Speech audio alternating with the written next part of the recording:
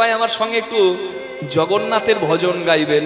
এটাকে বলছে উড়িয়া ভজন, উড়িষ্যার ভজন। ভাষা যাই হোক আমরা বাংলাতে বলবো, তখন আনন্দ লাগবে। সবাই জয় দিন। কড়া চাঁদো সোনা চাঁদো, কড়া চাঁদো সোনা চাঁদো, জাতক কহছিল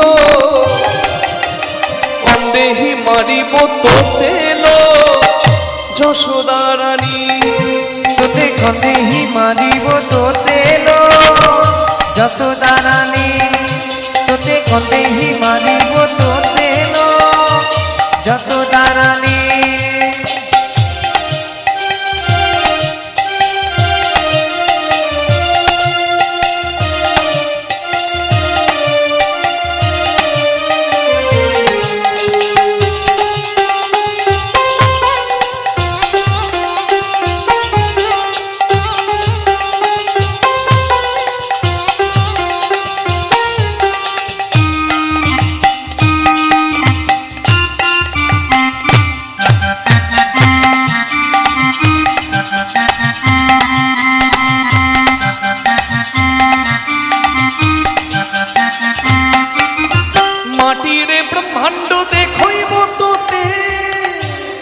দেখিলে তুজিব গৌরী, আহা দেখিলে পুজিব গৌরী, দেখিলে পুজিব গৌরী।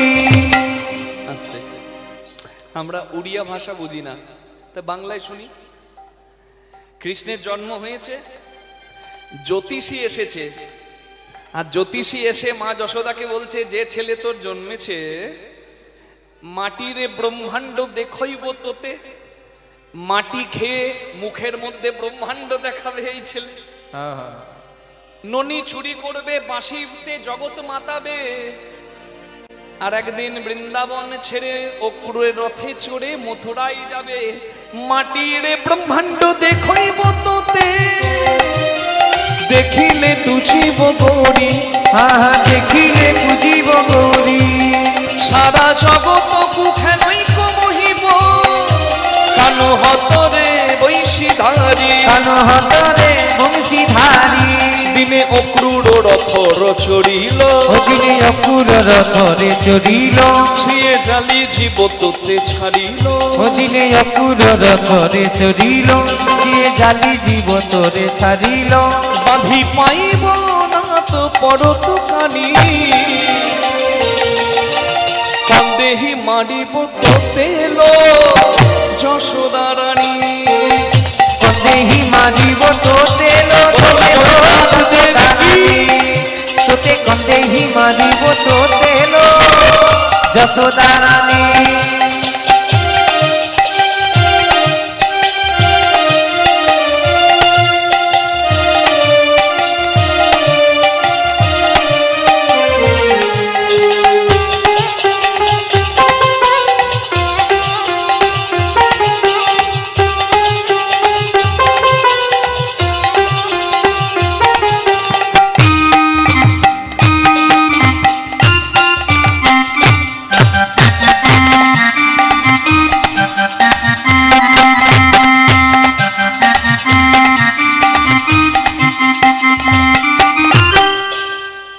সপ্তম উত্তরে শুক্র মঙ্গল গো, রসিব এ বহু নারী, আহা রসিব এ বহু নারী। সিংহ ঘরে তার শনি রবি যোগ, করিব এ নানা চুরি, আহা করিব এ নানা চুরি। কৃষ্ণের জন্ম লগ্নটা কেমন এটা বলছে। উচি একাদশ ঘরে রাহুল, অতি একাদশ ঘরে রাহুল, মানিবনি কিছু আউল। অতি একাদশ ঘরে রাহুল, অতি মানিবনি কচি রাহুল। রাধা প্রেমরে করিব তনির মণি, কন্দেহি মারিব তোতেল তোতেল যশোদা রানী। তোতে কন্দেহি মারিব তোতেল তোতেল যশোদা রানী। সে তো কন্দেহি মারিব তোতেল যশোদা রানী, সে তো কন্দেহি মারিব তোতেল যশোদা রানী। যশোদা রানী। বলুন নীলাচল ধাম কি জয়। জগন্নাথ দেব কি জয়। রাজা ইন্দ্রদুম্ন কি জয়। যার হাত ধরে জগন্নাথ এলেন তার নাম ওগো পুরা কালে ছিল রাজা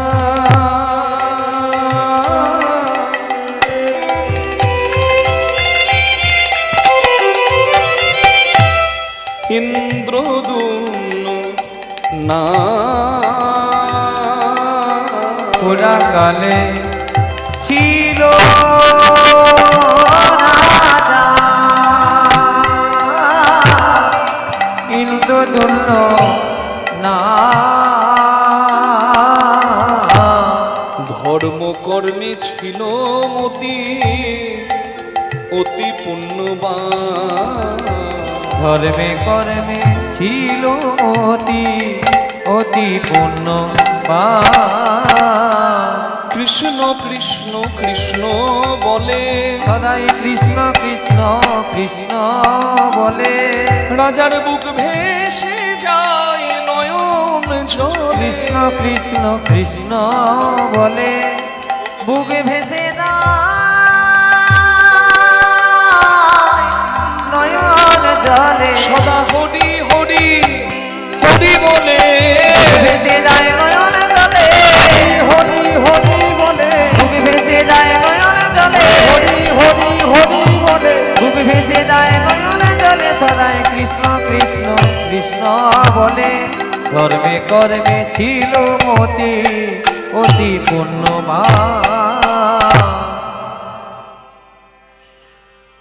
মাল্যব্য রাজা ইন্দ্রদুম্ন যার রাজধানী ছিল অবন্তী নগরে সেই ইন্দ্রদুম্ন রাজা রাজ সিংহাসনের অধিকারী হয়েও হা কৃষ্ণ হা গোবিন্দ বলে কাঁদতেন। এটা দেখা যায় না।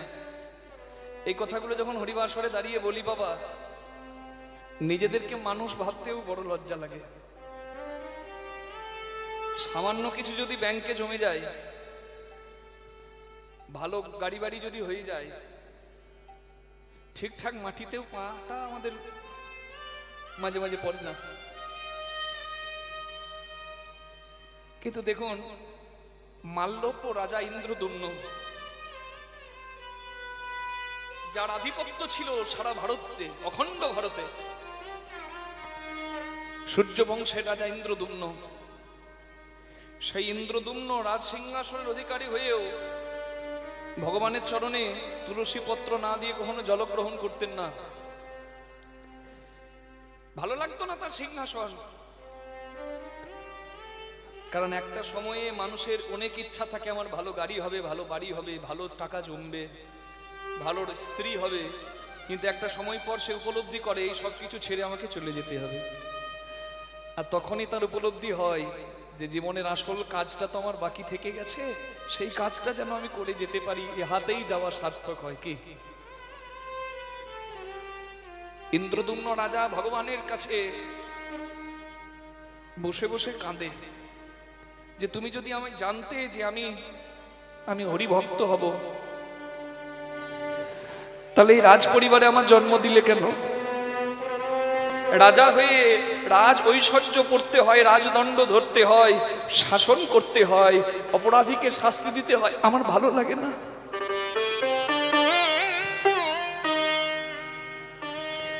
সিংহাসনে আমায় বসতে হয়, কিন্তু তুমি বলো হে মাধব, যার হৃদয় সিংহাসনে বসে আছো তুমি গিরিধারী গোপীনাথ,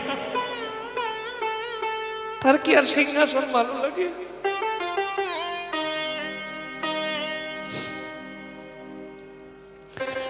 যার মাথা তোমার চরণে নিবেদিত হয়েছে, যে মাথা তোমার চরণে আমি নামাই, সেই মাথাতে ওই অহংকারের সোনার রাজমুকুট আমি পরি কি করে?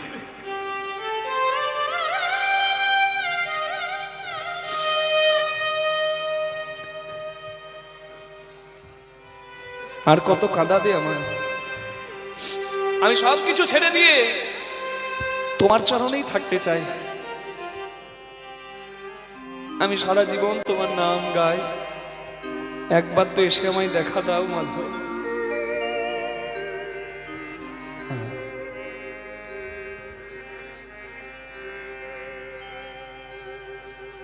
একবার দেখা দাও হে মদন মোহ গোলক বিহারী। একবার দেখা দাও হে মদ মোহনে গোলক বিহারী। একবার দেখা দাও হে মদ মোহনে গোলক বিহারী। তোমার নামটি লয়ে পেলাম ভবে তোরে কি বামু।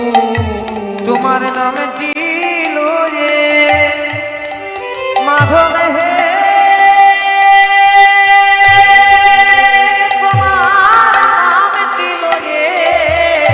তোমার নামটি লয়ে আমি এলাম ভবে তোরি বানা মরি। একবার দেখা দাও হে মদ মোহনে গোলক বিহারী। একবার দেখা দাও হে মদ মোহনে গোলক বিহারী। আমি শুনেছি পুরাণে মাধব তব নাম গুণে পাপি তাপি যাই তোরি। আমি শুনেছি পুরাণে তবু নামে গুণে পাপি তাপি যায় তোরি। আমি শুনেছি পুরাণে তব নাম গুণে কত পাপি তাপি যাই তোরি। আমি শুনেছি পুরাণে তবু নামে গুণে পাপি তাপি যায় তোরি। তোমার নিষ্কলঙ্ক নামে মাধবে হে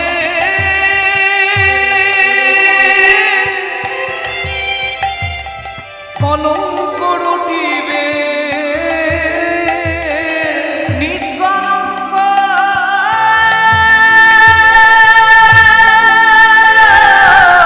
নামে ওহে তোমার কলঙ্ক রটিবে। আমি যদি ডুবে মরি। একবার দেখা দাও হে মদ মোহনে গোলক বিহারী। একবার দেখা দাও হে মদ মোহনে গোলক বিহারী। তোমার মন্দিরে যদি হরি বলতে বলতে আমার প্রাণ যায়, এতে আমার তো তোমার চরণ প্রাপ্তি হবে।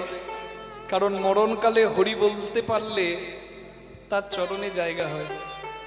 কিন্তু হরি বলতে বলতে যদি আমার প্রাণ যায়, সবাই বলবে দেখ হরি নামের এই ফল, কেঁদে কেঁদে মরতে হয়। তোমার নামে তে কলঙ্ক হবে মাধবে হে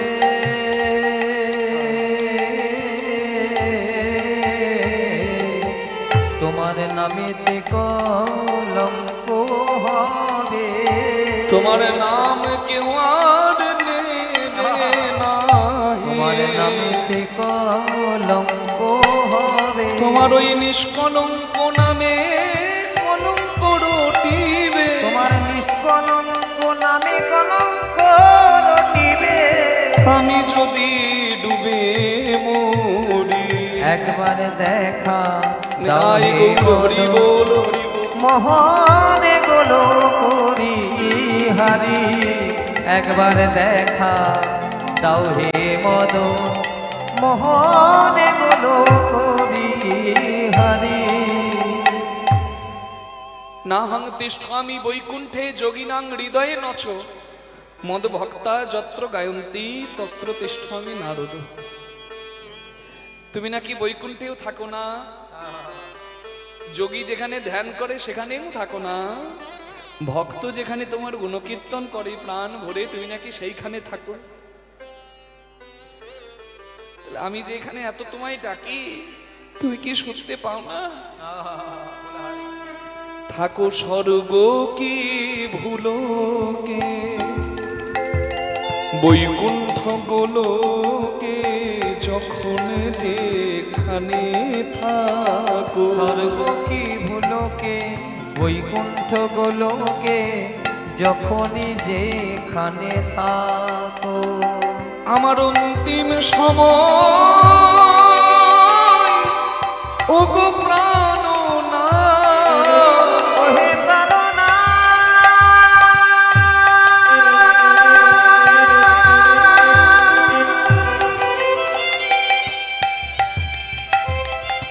সেদিন যেন আমার ভুলো না হরি।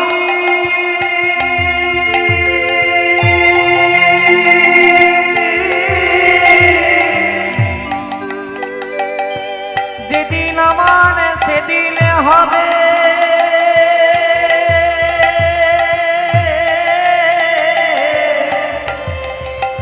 পার করে নিও হে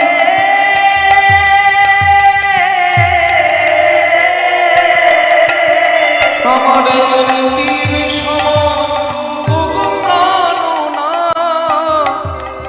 তুমি চরণে তোমার রাখো। একবার দেখা দাও হে মদন নিতাই গৌর হরি বল। মোহনে গোলো বিহারি।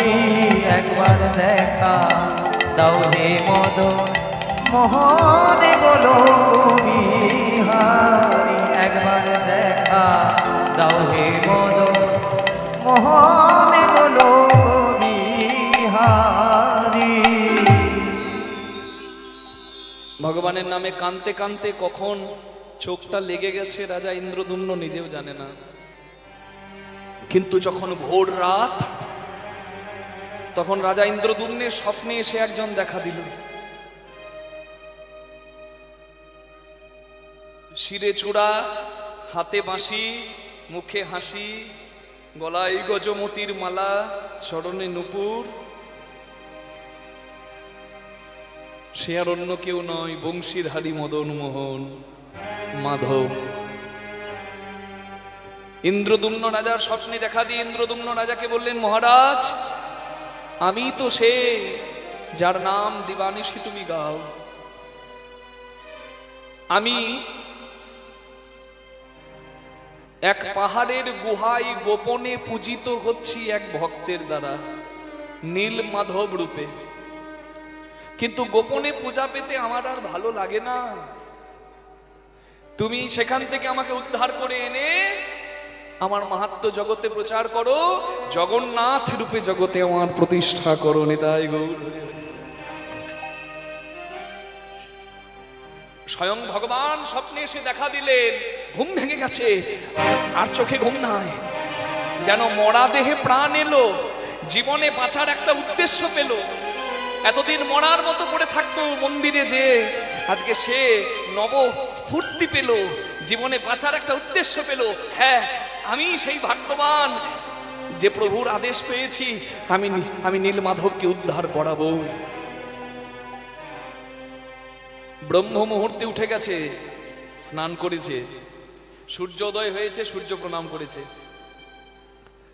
সূর্য বংশের সন্তান তো, জবা কুসুম শঙ্কাশং কাশ্যপেয়ং মহাদ্যুতি ধ্বন্তওয়ারিং সর্বপাপ প্রণহতস্মি দিবাকর নমো বিবস্বতে ব্রাহ্মণো ভাষ্যতে বিষ্ণু তেজসে জগৎ সবিত্রে সূচয় সবিত্রে কর্মদায়িনে ইদম ঊর্ধ্বং ওম নমো ভগবতে সূর্যদেবায়।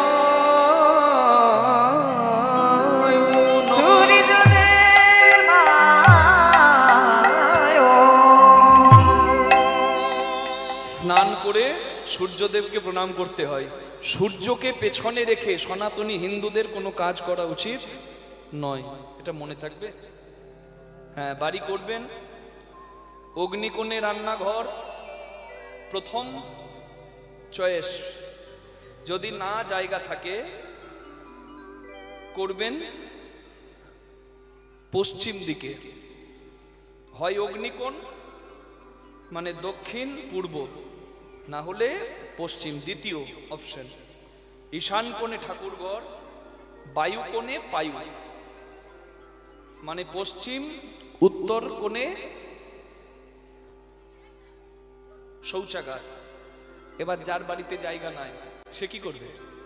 যেখানে জায়গা সেখানে করবে কি বাবা। কিন্তু কেন এগুলো করা হয়েছে বাস্তুশাস্ত্রে জানেন? যাতে কোনো ক্ষেত্রে সূর্যকে অপমান করা না হয়। নিতাই গৌর প্রেমানন্দে হরি হরি। ব্রাহ্মণদের সূর্যের অনুপস্থিতিতে রাত্রেবেলায় সিঁদুরদানও হয় না। ব্রাহ্মণদের সিঁদুরদানের নিয়ম হচ্ছে সকালবেলায় কুসুম ডিঙা। কেন? মানে ব্রাহ্মণ যেহেতু বেদোক্ত হয়, তাই ব্রাহ্মণের তো উচিতই নয়, মানে করাই যাবে না। মানে সূর্যকে বিপরীতে রেখে যদি আপনি শৌচাগারে যান তাহলে এতে আপনার অকল্যাণ হবে।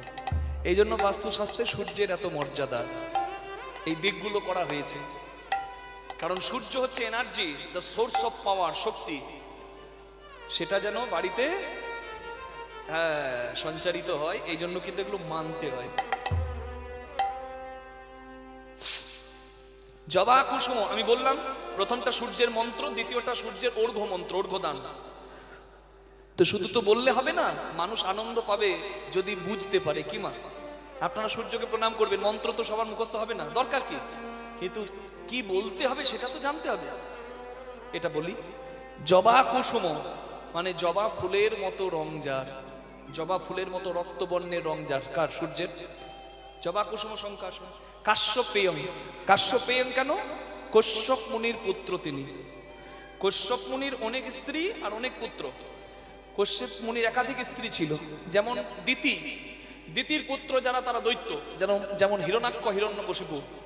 অদিতি কশ্যপ মুনির স্ত্রী, তার পুত্র কারা? দেবতারা, আদিত্য বলে তাদের, দ্বাদশ আদিত্য, যেমন ইন্দ্র, বরুণ আদি। গরুর, অরুর, পক্ষীকুল কশ্যপ মুনির পুত্র। কার সন্তান? বিনতার। গরুর বিষ্ণুর বাহন, অরুর সূর্যের রথের সারথি। কোথায় দেখতে পাবেন? জগন্নাথ মন্দিরের গরুর স্তম্ভ, অরুর স্তম্ভ, এগুলো লক্ষ্য করবেন। সমুদ্রের তীরে মাছ ভাজা খেলাম আর সমুদ্রে ভালো করে চান করলাম, জগন্নাথ যাওয়া হয়ে গেল, এটা করবেন না। ধাম যখন ধাবেন, ধাম মাহাত্ম্য জেনে যাবেন, এতে আনন্দ পাবেন, এতে সেবাও হবে।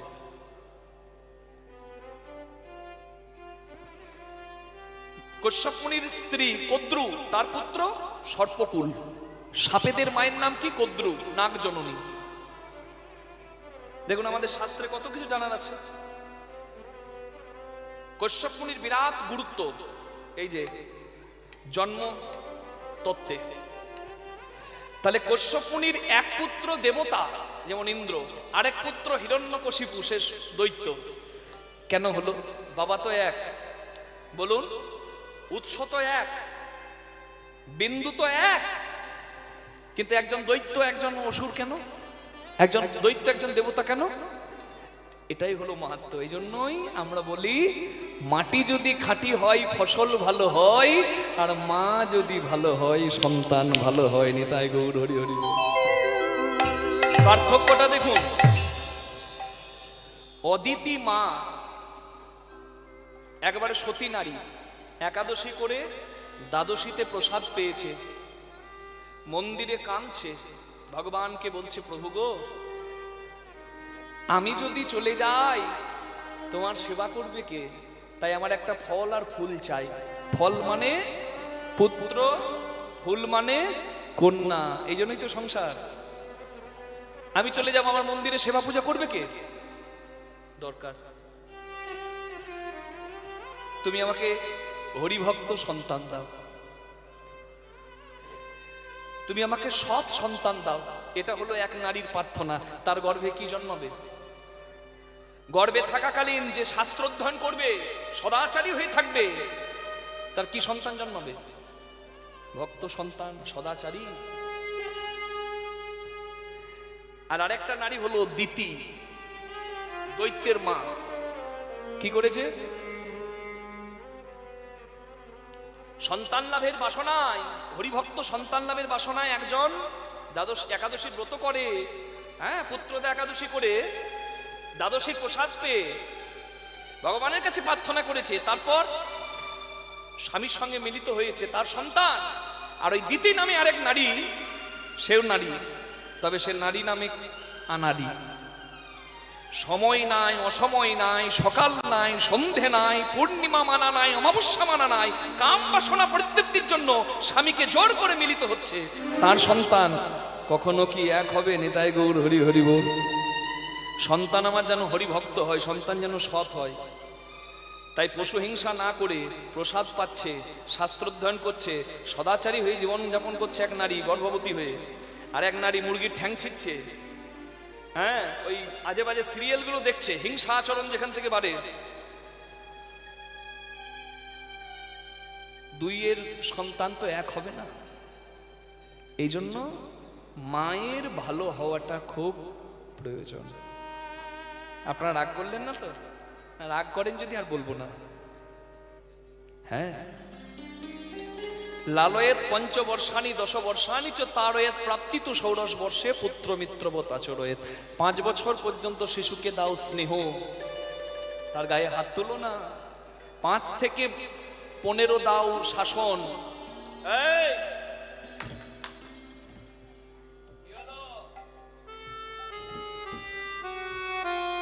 না, তোমাকে বলিনি মা, মানে এইভাবে আর কি শাসন করতে হবে। তাহলে 15 যেই পার হলো, 16 পড়লো, প্রাপ্তি তু ষোড়শ বর্ষে পুত্র মিত্রবৎ আচরয়েত। তখন থেকে বন্ধুত্ব করো, সন্তানের সঙ্গে বন্ধুত্ব করো। মানে বন্ধুত্ব মানে কি? বাবা বিড়ি ফোকে, ছেলে 16 বছর হলে ছেলেকে নিয়ে বিড়ি খাবে নাকি? জয় রাধে, অপরাধ ক্ষমা করবেন, ওই বন্ধুত্ব নয়। আমরা বলি না যে মা বাবাই হলো সব থেকে শ্রেষ্ঠ বন্ধু। মানে কি? ছেলে যদি কোনো বিপদে পড়ে, কারণ দিনকাল বড় খারাপ, খুব সাবধান থাকবেন মাতা পিতারা।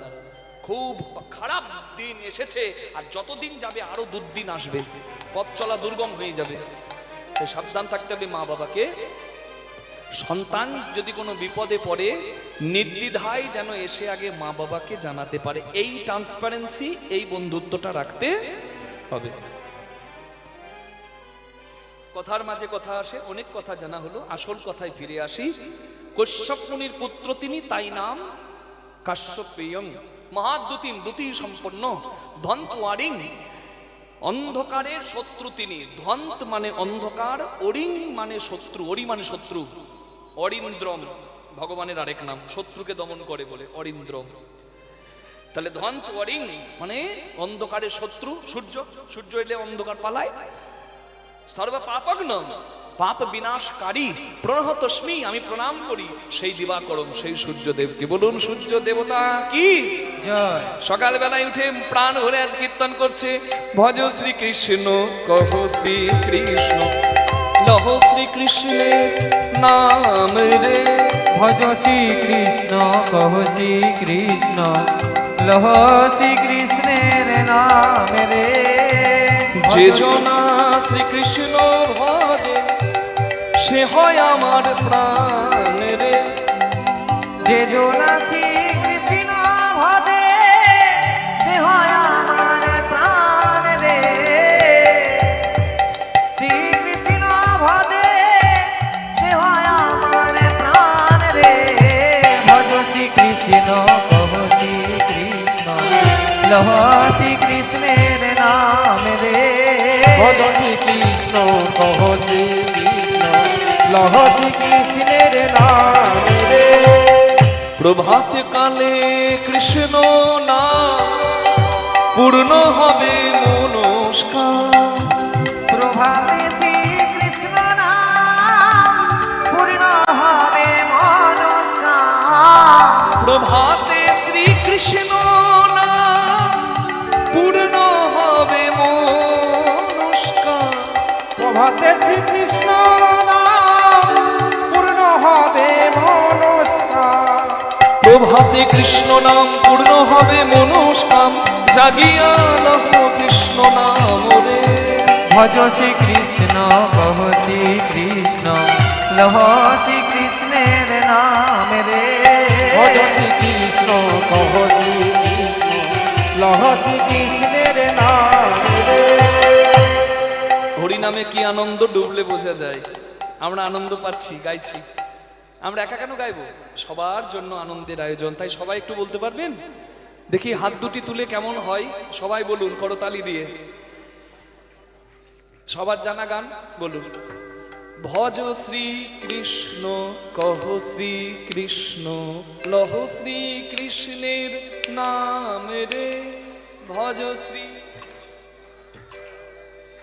বাবা বাহ। আরেকবার সবাই দুহাত তুলে ভজ শ্রী। বাহ, এই তো নবদ্বীপ, এই তো বৃন্দাবন।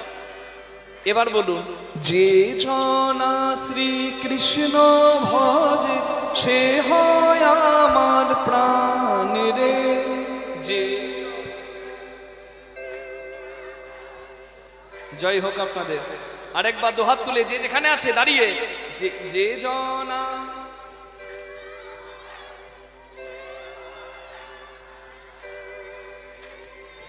ভজ শ্রী কৃষ্ণ কহ শ্রী কৃষ্ণ লহ শ্রী কৃষ্ণের নাম রে। ভজ শ্রী কৃষ্ণ কহ শ্রী কৃষ্ণ লহ শ্রী কৃষ্ণের নাম রে। ভজ শ্রী কৃষ্ণ কহ শ্রী কৃষ্ণ লহ শ্রী কৃষ্ণের নাম রে। ভজ শ্রী কৃষ্ণ কহ শ্রী কৃষ্ণ লহ শ্রী কৃষ্ণের নাম রে। ভজ শ্রী কৃষ্ণ কহ শ্রী কৃষ্ণ লহ শ্রী কৃষ্ণের নাম রে। হরি বল হরি বল হরি কৃষ্ণের নাম গৌর হরি।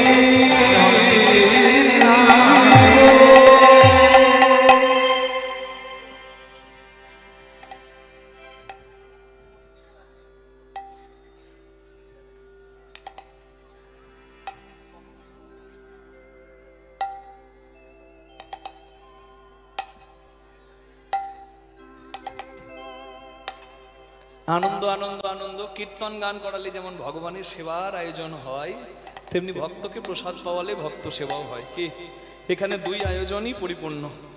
যদিও আমন্ত্রণ নিমন্ত্রণ এই বর্মন পরিবারের তরফ থেকে করা হয়েছে, তবু আজকে আমি যখন এখানে এসেছি, আমি এই পরিবারের হয়ে আপনাদের সবার কাছে হাত জোড় করে বললাম যে যেখান থেকে এসেছেন আপনারা সবাই প্রসাদ পাবেন। একটু পরেই প্রসাদ দেওয়া শুরু হবে, 10:30 11টার দিকে প্রসাদ দেওয়া শুরু হবে।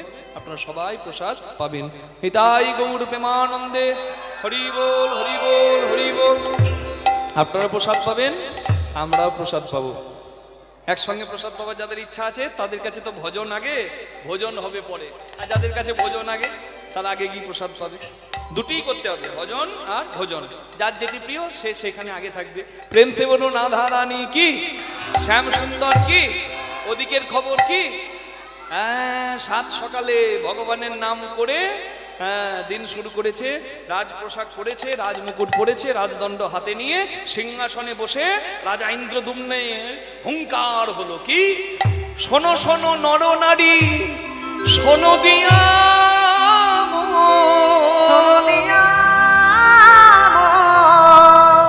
নীল মাধবের আমি করব দর্শন, করব দর্শন। কে আছো কোথায় আছো এনে দাও মোরে, নীল মাধবে না দেখিয়া বাঁচব না প্রাণে, বাঁচিব না প্রাণে। যে এনে দিতে পারবে নীলমাধবকে, আমি তাকে দেব 5টা গ্রাম আর 1000 স্বর্ণ মুদ্রা। গোপনে কোনো ভক্তের দ্বারা নীলমাধব পাহাড়ের গুহায় পূজিত হন। আমি সেই নীলমাধবের দর্শন চাই। কে দেবে আমায় নীলমাধব এনে? 5টা গ্রাম আর 1000 স্বর্ণ মুদ্রা পাবার লোভে কতজন চলে এলো মা। কিছু মনে করবেন না, অতি লোভে যাক, ভালো হলো আপনারা বলে দিলেন। মানে আমার বক্তব্য এটাই, যেখানে অতি সেখানে ক্ষতি। অতি দর্পে হত লঙ্কা, লঙ্কা পুড়ল। অতি মানেছ কৌরবা, দর্পে অতি, কৌরব কুল শেষ হলো। অতি দানে বলিবদ্ধ, বলি দান দিয়ে অহংকার হয়েছিল, তাই পাতালে গমন হলো। অতি অত্যন্তম গর্হিত, অতিতে ক্ষতি, অতি নয়, সীমা বুঝতে হবে। কতজন এলো? আমি পারবো। হ্যাঁ মহারাজ, আমি খুঁজে দেব। মহারাজ বলে, যেই খুঁজে দাও না কেন আমি তাকেই দেব। শত শত মানুষ একত্রিত হয়ে গেল নীলমাধব খুঁজতে যাবে বলে, কিন্তু সবার মাঝে এমন একজন ছিল, সে কিন্তু টাকার লোভে নয়, সে পরম হরিভক্ত বৈষ্ণব, ব্রাহ্মণের ছেলে, কিন্তু বিষ্ণুর উপাসনা করে বলে সে বৈষ্ণব। সেও ইন্দ্রদুম্ন রাজার মতো ভগবানের চরণে তুলসী পত্র না দিয়ে জলগ্রহণ পর্যন্ত করে না, পরম ভক্ত। সে মনে মনে স্থির করেছে, হে নীলমাধব, এই দায়িত্ব যখন আমি পেয়েছি, আমি রাজা রাজপুরোহিত, আমার নাম বিদ্যাপতি, আমি হয় তোমার দর্শন পাবো, তোমাকে উদ্ধার করে আনবো, আর না হলে আমার এই পোড়া মুখ আর আমি কোনোদিন কাউকে দেখাবো না। কত বড় প্রতিজ্ঞা, আমি আর ফিরে আসবো না।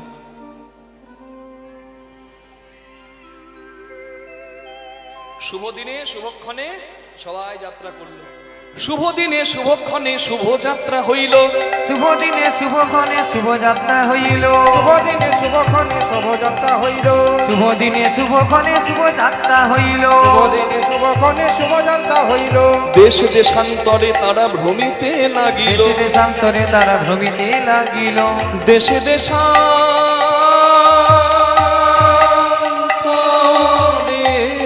তারা ভ্রমিতে লাগিল। দেশে দেশান্তরে তারা ভ্রমিতে লাগিল। দেশে দেশান্তরে তারা ভ্রমিতে লাগিল। পথে ঘাটে ঘুরে বেড়াই নীলমাধবের পথে তরে। ঘাটে ঘুরে বেড়ায় নীলমাধবের তরে। পথে ঘাটে ঘুরে বেড়ায় নীলমাধবের তরে। পথে ঘাটে ঘুরে বেড়ায় নীলমাধবের তরে। নীলমাধবে না পাইয়া ফিরে আইলো ঘরে। নীলমাধবে না পাইয়া ফিরে আইল ঘরে। নীলমাধবে না পাইয়া ফিরে আইল ঘরে। হলো না হলো না হলো না হলো না হলো না হলো না হলো না হলো না দর্শন ভাগ্যে হলো না হলো না। দর্শন ভাগ্যে হলো না। ভাগ্যে না থাকিলে দর্শন ভাগ্যে ভাগ্যে না থাকিলে। দর্শন ভাগ্যে ভাগ্যে না থাকিলে। দর্শন ভাগ্যে ভাগ্যে না থাকিলে। দর্শন ভাগ্যে ভাগ্যে না থাকিলে। হলো না হলো না সবাই ঘুরে বেড়ায় নীলমাধবের তরে। যেমন গেল তেমন ফিরে এলো। কেন? ভয়ে।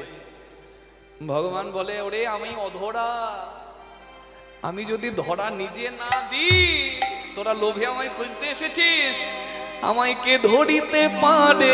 কে ধরিতে পারে? কে ধরিতে পারে? কে ধরিতে পারে? অধরা হরি আমি কে ধরিতে পারে? অধরা হরি আমি কে ধরিতে পারে? নাম আমার অধরা। সবাই গেল। ঝড় বৃষ্টি বজ্রপাত দেখে, ভয়ঙ্কর কালো কালো মেঘ দেখে, দুর্গম পথ, কি করে যাব? বলে, দরকার নাই বাবা, প্রাণ থাকে তো সব হবে, চল ঘরে চল। যেমন গেল তেমন এলো। আর রাজা যখন দেখলো ফিরে এসেছে, রাজা বলে, তোমরা ফিরে এলে, কিন্তু বিদ্যাপতি কোথায়, আমার রাজপুরোহিত? বলে, মহারাজ আমরা ভয়ে চলে এলাম, সে আসেনি। হ্যাঁ, তাকে ছেড়ে দিয়ে এসেছো তোমরা? এই কে আছিস? এই সব কটাকে জেলে ভর, কারাগারে রাখ। হলো হলো লোভের ফল হলো, একবারে জেলে, কারাগারে। বলে, যতক্ষণ না বিদ্যাপতি আসে ততক্ষণ এরা কারাগারে থাকবে।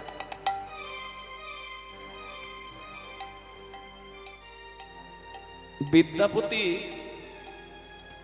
একাদশীর উপবাস করে দ্বাদশীর দিনে নীলমাধবকে খুঁজতে বের হয়েছে। এই দ্বাদশীর কিন্তু খুব মাহাত্ম্য। কৃষ্ণকে যেদিন মথুরা নিয়ে যাবে বলে অক্রুর এসেছিল, সেই দিনটাও ছিল দ্বাদশী।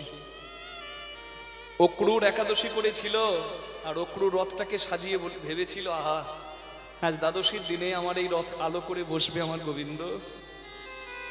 তাই কাকা উক্রুর নিজেকে খুব ভাগ্যবান ভেবেছিল। আর পরম বিষ্ণুর উপাসনা করা ভক্ত বিদ্যাপতি সে তো একাদশী করে। আপনারা কেউ করেন নাকি একাদশী? কে কে একাদশী ব্রত করেন একবার হাত তুলবেন যারা একাদশী করেন। বা অনেকে করেন, আর যারা করেন না তারা করবেন।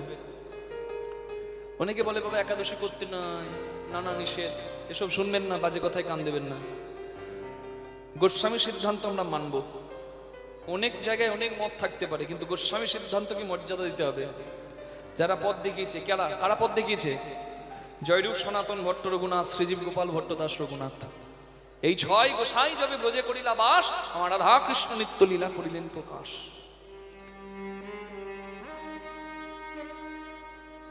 এই 6 গোসাই যার মুই তার দাস, তা সবার পঞ্চগ্রাস, তা সবার পদরেণু মোর পঞ্চগ্রাস। সেই সনাতন গোস্বামী বলেছেন হরিভক্তি বিলাস গ্রন্থে কি সবাই একাদশী করবে, 8 থেকে 80 সবাই একাদশী করবে, কোনো নিষেধ নেই। এমনকি যে গর্ভবতী সেও করবে, যে রোগাগ্রস্ত সেও করবে। শুধু ওষুধে ছাড় দেওয়া আছে, ওষুধ গ্রহণ করতে পারে।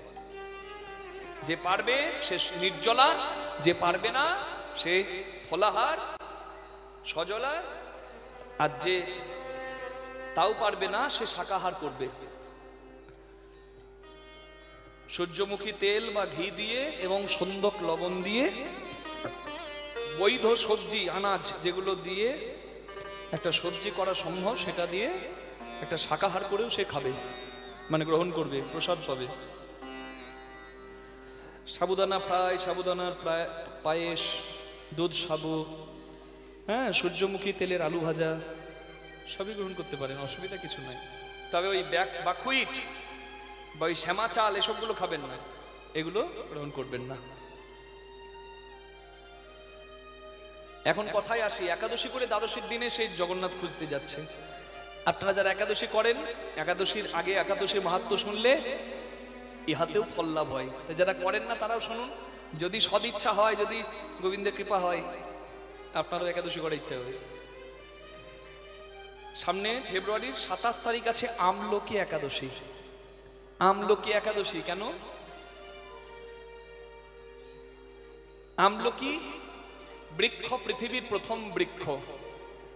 যখন প্রলয় কাল হয়, ভগবানের অঙ্গ থেকে এক ফোঁটা ঘাম পড়ে, আর সেই ঘাম থেকে আমলকি বৃক্ষের জন্ম হয়। এই জন্য আমলকি বৃক্ষকে আয়ুর্বেদ শাস্ত্রে ভেষজ ওষুধ বলা হয়। আমলকি একাদশী দিনে করতে কি হয়? একাদশী যেভাবে করা হচ্ছে সেভাবেই করবেন। সংকল্প করে সারাদিন উপবাসী হয়ে থাকবেন।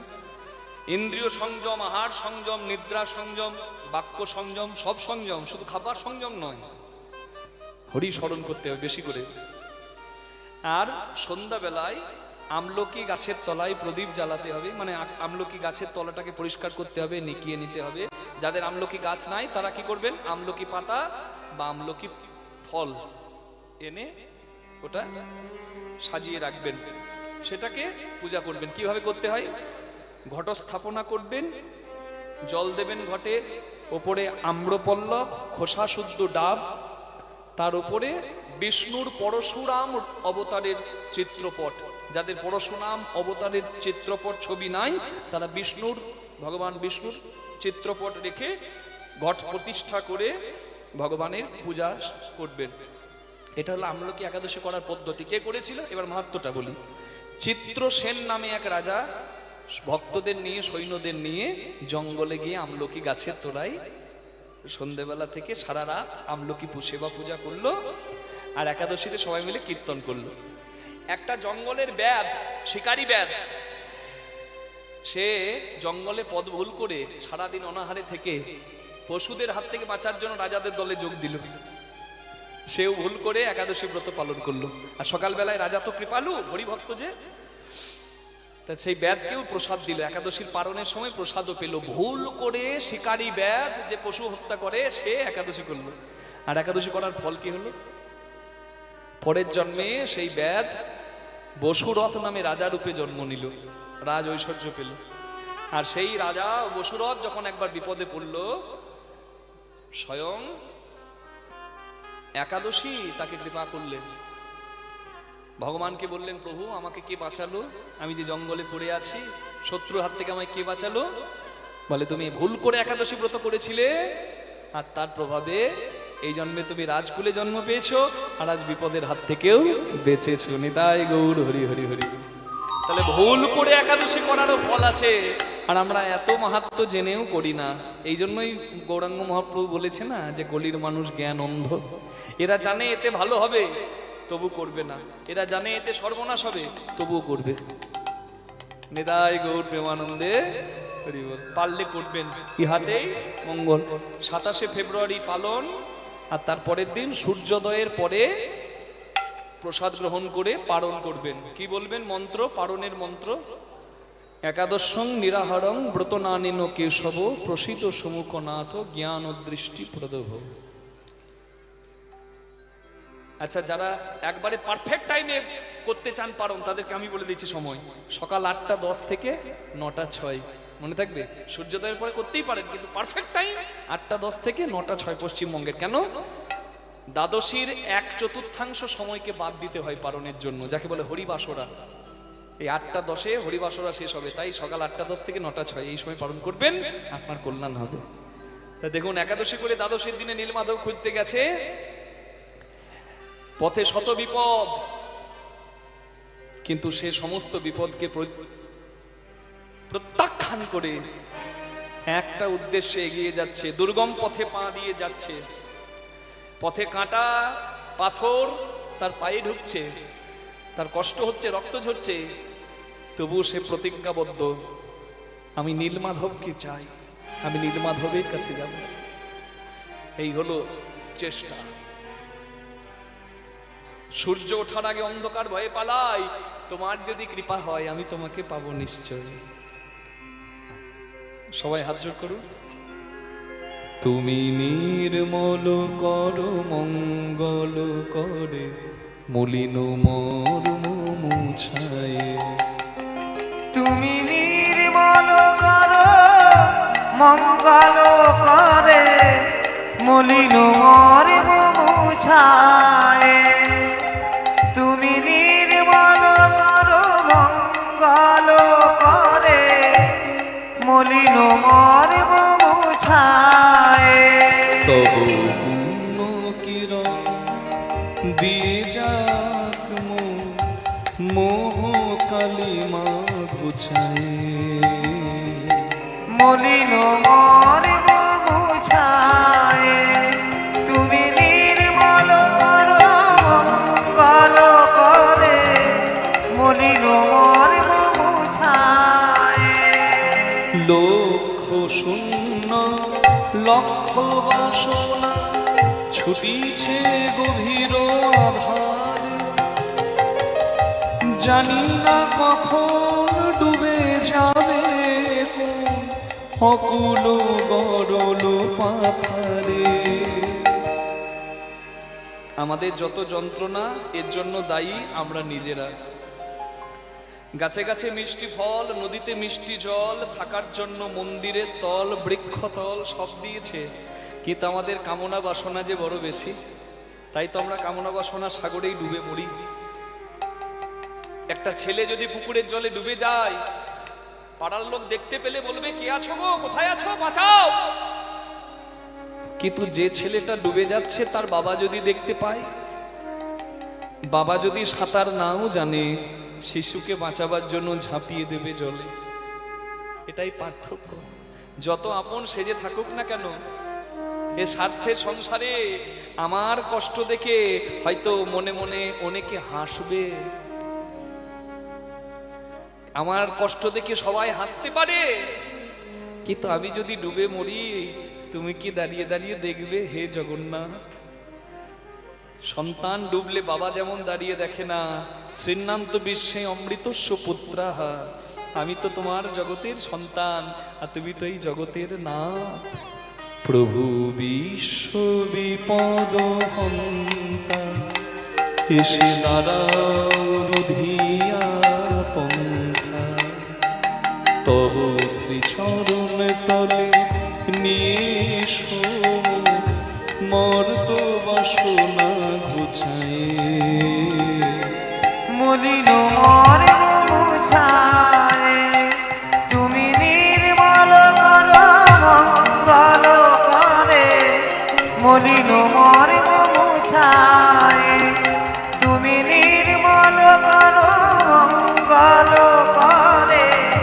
মলিন মর্ম মুছায়ে অনলয় নীলে চিরনভ নীলে ভূধর সলিলে গহনে আছো বিটুপি লতাই জলধের গায় শশী তারকায় তপনে।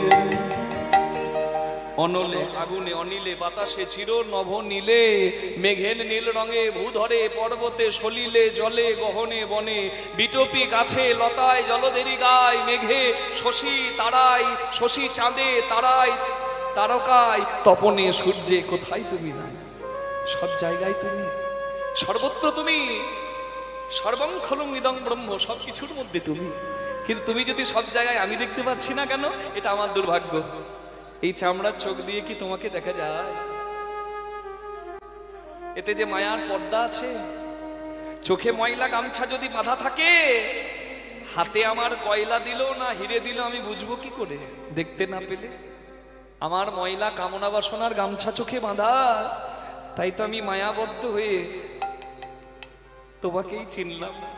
আমি নয়নে বসনে বাঁধিয়া বসে আধারে মরি গো কাঁদিয়া। আমি দেখি নাই কিছু বুঝি নাই কিছু দাও হে দেখায় বুঝায়। মলিন মর্ম নিতাই হরি তুমি নির্মল করো মঙ্গল করে। গো দয়াময় মলিন মর্ম মলিন ও গো কৃপাময় ও গো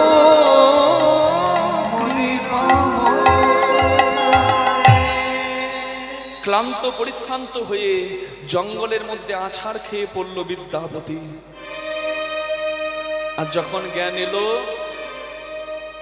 তখন সূর্য ডুবে গেছে, অন্ধকার, সামনে কয়েকটা কুড়ে ঘর, সন্ধেবেলায় আলো জ্বলছে ঘরগুলোতে। তা দেখে মরা দেহে প্রাণ এলো যে ওখানে মানুষ আছে, আমি আমি আমি তেষ্টায় মরে যাচ্ছি, আমি একটু জল পাবো। কষ্ট করে যখন উঠে দাঁড়াচ্ছে তখন একটা অপরূপা নারী সন্ধ্যা প্রদীপ জ্বালিয়ে তার কাছে এসে দাঁড়ালো। নম নম তুলসী, সন্ধ্যাবেলায় তুলসীর জয়গান গাইতে হয়। কৃষ্ণ প্রেয়সী নম নম অনুধ্বনি হরি নাম। তুলসী কৃষ্ণ প্রেয়সী নম নম নম নম তুলসী কৃষ্ণ প্রেয়সী নম নম। কি বলতে হয়? নম নম তুলসী কৃষ্ণ প্রেয়সী। আর কি? রাধা গোবিন্দ পদ, রাধা গোবিন্দ পদ চারে অভিলাষী নম নম নম নম তুলসী কৃষ্ণ প্রেয়সী নম নম নম নম তুলসী কৃষ্ণ প্রেয়সী নম নম। যে তোমার শরণ লয় তার বাঞ্ছা পূর্ণ হয়। যে তোমার শরণ লয় তার বাঞ্ছা পূর্ণ হয়। যে তোমার শরণ লয় তার বাঞ্ছা পূর্ণ যে হয়। তোমার শরণ লয় তার বাঞ্ছা পূর্ণ হয়। কৃপা করে করো তারে, কৃপা করে করো তারে বৃন্দাবনবাসী নম নম তুলসী তুলসী কৃষ্ণ পেয়সী নমো তুলসী নমো নমো তুলসী কৃষ্ণ পেয়সী নমো নমো। সবাই হাত জোড় করুন। বৃন্দাবৈ তুলসী দেব্যই প্রিয়াই কেশব সচ বিষ্ণু ভক্তি প্রদে দেবী সত্যবত্তৈ নমো নমঃ।